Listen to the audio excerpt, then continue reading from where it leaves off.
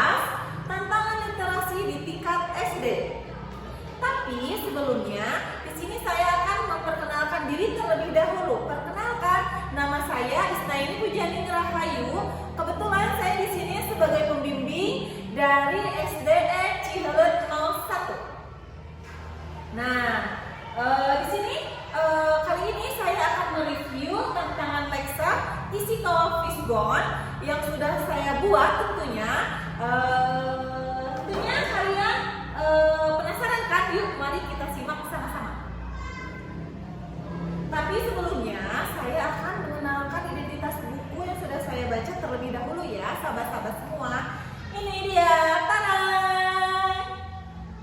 Ini adalah buku yang sudah saya baca. Judulnya itu Persahabatan yang Sejati. Itu untuk judulnya ya. Kemudian pengarangnya itu Lestari dan penerbitnya itu Askafresh. Buku ini terdiri dari 100 halaman.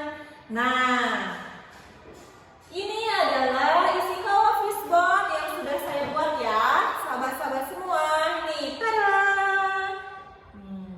Ini hasil karya saya sendiri, tangan saya sendiri ya. Nah, apa sih isi kawah fishbone itu?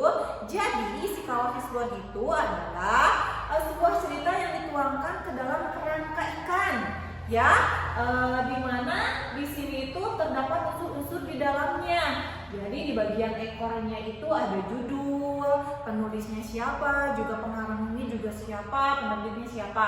Kemudian unsur-unsur apa, siapa, di mana, kapan, mengapa, bagaimana, dan tidak lupa pada akhirnya itu di bagian kepala terdapat amanat atau pesan moral yang disampaikan oleh buku tersebut ya. Di sini saya akan menceritakan secara singkatnya. Jadi yang sudah saya bicarakan tadi ya terlebih dahulu di dalam ekor, di bagian ekornya itu ada judulnya Persahabatan Marzuki dan Sunandar, seorang anak yang jujur. Kemudian penulisnya itu Lestari dan penerbitnya itu Askafresh. Kemudian siapa sih yang menjadi tokoh di dalam cerita tersebut? Jadi tokoh yang ada di dalam buku cerita yang sudah saya baca ini ada Marzuki, ada Sunandar, ada Pak Mudakir, kebetulan juga sebagai guru SMP, kemudian istri Pak Mudakir dan anak Pak Mudakir. Kemudian di mana sih latar cerita tersebut yang menjadi latar tempatnya ya? Ada di sekolah, di trotoar, di toko buku, dan di rumah Pak Mudakir. Kemudian kapan sih kejadiannya? Nah, kejadiannya itu pada siang dan sore hari. Kemudian apa sih? Nah, di bagian bawahnya ya, bagian bawah dekat ekornya itu ada apa? Apa sih cerita singkatnya? Jadi cerita singkatnya itu sebuah cerita persahabatan Marzuki dan Sunandar yang mengalami berbagai peristiwa. Contohnya salah satu peristiwanya itu ketika mereka berdua menemukan dompet yang tergeletak di trotoar, terjatuh tapi tidak tahu itu dompet siapa ya.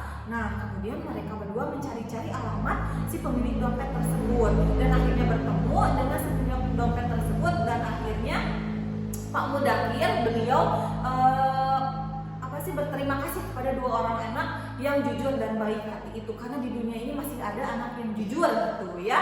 Kemudian mengapa sih terjadi konflik di dalam cerita tersebut? Jadi yang menjadi konflik di dalam cerita tersebut adalah ketika dompet Pak Mudakir itu terjatuh ketika Pak Mudakir membeli koran. Jadi Pak Mudakir itu sedang berjongkok membeli koran di trotoar dan tidak terasa dompetnya itu sampai terjatuh gitu ya. Kemudian bagaimana sih awal sampai akhir ceritanya itu? Nah, jadi sepulang sekolah Marzuki dan Sunandar itu berencana untuk pergi ke toko buku untuk memilih-milih buku. Kebetulan mereka berdua juga dua orang anak laki-laki yang baru duduk di sekolah menengah pertama, jadi masih mencari-cari referensi buku gitu ya ke toko buku. Kemudian setelah mereka berjalan di jalan raya, ada dompet, melihat dompet yang terjatuh di pinggir jalan di trotoar. Ini dompet siapa ya? Apakah kita mau ke kantor polisi kan, atau diberitakan di poster atau dan sebagainya ya? Bagaimana kita lihat dulu isi dompetnya, apakah di dalamnya itu ada KTP, kata Marzuki ya, si Sunandar itu.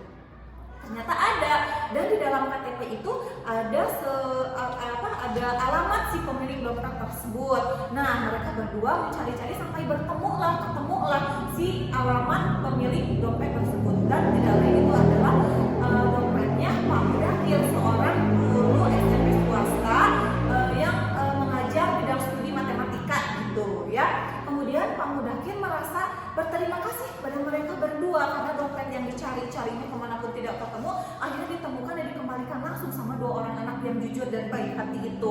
Kemudian Pak Mudakir ingin memberinya imbalan kepada mereka berdua, tapi mereka berdua menolak. Bagaimana kalau misalkan Bapak mengajari kami saja berdua untuk mengajari kami, membimbing kami les gitu ya, matematika, karena kebetulan kami berdua kurang paham, kurang bisa dalam pelajaran matematika. Dan akhirnya disetujuilah oleh Pak Mudakir. Baiklah kalau begitu, dengan senang hati, dengan tangan terbuka, di rumahnya setiap 1 minggu 1 kali mereka mendapatkan bimbingan khusus pelajaran matematika dari Pak Mudakir. Nah, itu adalah akhir ceritanya ya sahabat-sahabat semua.